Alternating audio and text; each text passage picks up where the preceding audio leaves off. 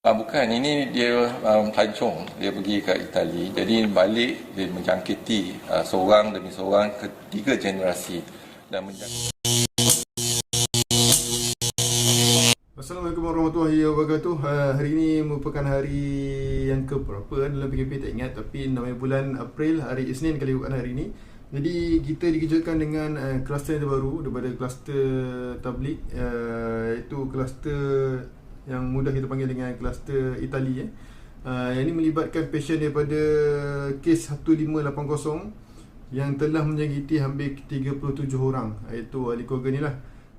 bukan, ini dia pelancong. Dia pergi ke Itali. Jadi balik dia menjangkiti seorang demi seorang ketiga generasi dan menjangkiti satu keluarga.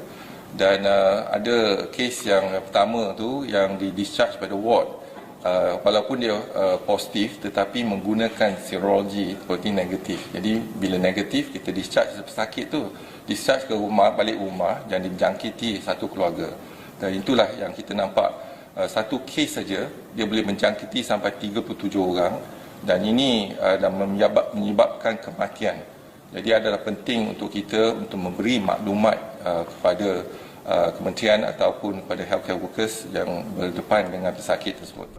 Dan menyebabkan hampir kepada 5 kematian, iaitu kematian 1031, 1032 dan seterusnya kes 1006, kes 2850 dan 2210, juga satu kes kritikal yang memerlukan ventilator di ICU. Kalau ikutkan waktu ini adalah waktu kes yang pasien yang pertama dalam kluster ni adalah pasien 1580, yang mana dia, kalau ikutkan video yang soal jawab di media tu, kita punya DG Dr. Hisham Abdullah, dia dah mention bahawa dia dah buat saringan, tapi saringan itu bukan saringan yang dibuat menggunakan kaedah yang biasa lah. Sebab dia, aku tak rasa yang dia menipu kesihatan mengatakan dia tu tak cerita history yang dia balik dari Itali. Aku tak rasa begitu. Sebab dia dah pergi pun buat saringan, tapi saringan tu menggunakan kaedah protein serologi. Kita pun DG Dr. Hisham Abdullah pun ada mention menggunakan kaedah protein serologi, yang mana pemeriksaan itu menggunakan darah yang bertujuan untuk memeriksa antibody dalam darah. Antibody ni, kalau ikutkan apa pembacaan aku mengenai protein serologi ni, adalah selagi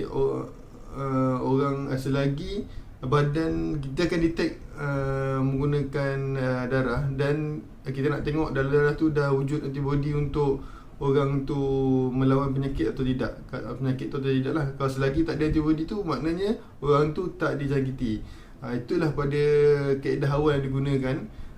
Ataupun senang cerita, kau boleh cari rapid test COVID-19, yang mana benda itu ramai orang kata tak accurate lah. Tak accurate itu pada awal-awal Malaysia menghadapi kes COVID-19 ni lah. Tapi walau macam mana pun, aku nak mention sekali lah, aku tak rasa yang dia tu menipu staf kesihatan, sebab dia memang membuat saringan menggunakan kaedah serologi dan dia dapati negatif. Mungkin antibody dia kuat ke, ataupun dia ni jenis yang imun boleh bina imun sendiri ke dalam badan dia kan. Sebab kondisi orang yang dijangkiti ni berlainan di antara satu pesakit ke satu pesakit. Dan kalau kita tengok orang yang ada kira macam penyakit lain ke, penyakit tiga serangkai ke apa, dia lebih terdedah kepada penyakit COVID-19 ni. Jadi aku tak nak mandai-mandai, aku takut nanti aku nak menyebarkan berita palsu. Tapi kita dah ada satu kluster yang terbaru, iaitu kluster daripada Itali lah, yang dapat didetect oleh Kementerian Kesihatan. Walau macam mana pun, kita perlu ucapkan tahniah kepada Kementerian Kesihatan Malaysia, yang mana Malaysia boleh dikatakan walaupun banyak pasien yang disahkan positif, tapi kita juga antara negara ASEAN yang cepat banyak orang yang recover daripada COVID-19 ni. Kalau ikutkan setakat semalam, iaitu 5 April 2020, yang discharge termasuk yang terbaru 90 orang semalam adalah jumlah semua sekali ada 1005 orang. Itu kita boleh ucapkan tahniah kepada Kementerian Kesihatan Malaysia. Kalau satu pusat kuarantin yang terbaru, yang setakat ni yang aku tahulah, pusat kuarantin itu setakat 3 April ada orang yang balik ke Malaysia daripada luar negara hampir 1,300. Itu yang diberitahu oleh DG Dr. Hisham Abdullah, yang mana mereka ini akan menjalani kuarantin di pusat kuarantin yang disediakan oleh kerajaan lah. Kalau kita tengok pengurusan-pengurusan FB dan pengurusan Twitter dan juga pengurusan-pengurusan di media sosial, dia menunjukkan pusat kuarantin yang disediakan oleh kerajaan amat selesa dan bukannya tempat yang biasa lah, bukan pusat kuarantin yang kita boleh imagine kan pusat kuarantin lah. Dan dalam kita menghadapi tempoh PKP ni, kita perlu tahu bahawa tempoh PKP ni dilanjutkan bukan sebab orang degil ke sebab apa ke orang tak patuh PKP ni, bukan, tapi sebab untuk selagi ada kes-kes baru ataupun kluster-kluster baru yang wujud, senang cerita, matlamat jelas kita Kerajaan Malaysia dia nak sifar jangkitan baru. Selagi tak dapat sifar jangkitan baru tu, aku rasa PKP kita ni takkan berhenti setakat 14 April 2020 saja. Jadi kalau mengikut Presiden ke Zimbabwe punya Perdana Menteri kan, Presiden atau Perdana Menteri itulah, dia kata orang semua risaukan ekonomi sebenarnya. Risaukan ekonomi, tak boleh nak bergerak, duit tak ada apa semua kan. Tapi sebenarnya dia kata beginilah lebih kurang ayat dia, kerajaan boleh membangunkan ekonomi semula, tak ada masalah, dengan berbagai cara. Jadi banyak idea yang ada, tapi sesebuah kerajaan tu dia tak ada idea, tak ada tenaga, tak ada usaha yang boleh dibuat untuk menghidupkan orang yang telah mati. Jadi amat patut kita patuh tempoh PKP ni.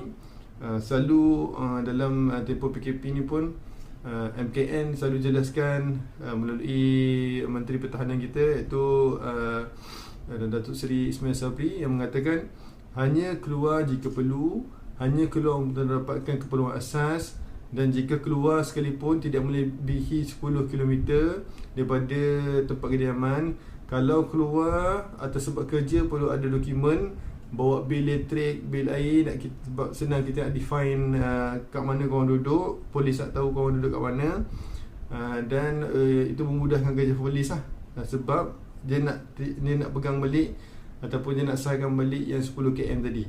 Jadi untuk apa-apa urusan yang berkaitan yang tidak penting pada waktu ini akan perlu disekat lah, ataupun kita kena faham lah yang itu kita tak boleh buat. Kita perlu jaga social distancing, iaitu antara individu ke satu individu 1 meter, dan pakai penutup muka, mask, pakai topeng untuk muka. Kemudian pakai hand sanitizer jika sumber air jauh daripada korang. Hand sanitizer ni kalau boleh jimatkan, pakai pada waktu-waktu yang kiranya tak boleh nak bergerak ke cek sumber air nak basuh tangan. Jadi aku rasa itu saja untuk pengurusian pada hari ini. Ingat, kita masih lagi struggling.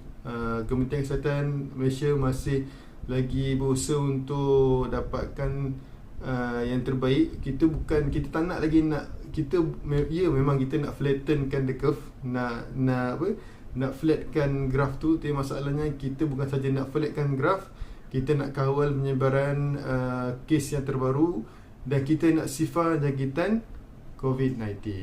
Okey, korang setakat ini saja. Assalamualaikum warahmatullahi wabarakatuh.